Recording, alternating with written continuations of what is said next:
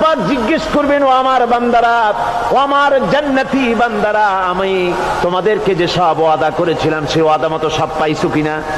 আমি ওয়াদা করেছিলাম আমার জন্য রাত জেগে যদি তাহাজ্জুদের নামাজ পড়ো, নামাজ রোজা হজ যাকাত যদি করো, আমার দিন কায়েমের জন্য যদি আন্দোলন করো, রক্ত যাও, আমার জন্য যদি কষ্ট করো, শহীদ হও, তাহলে আমি তোমাদেরকে জান্নাত দেব। যত ওয়াদা করছিলাম তা পেয়েছো কিনা?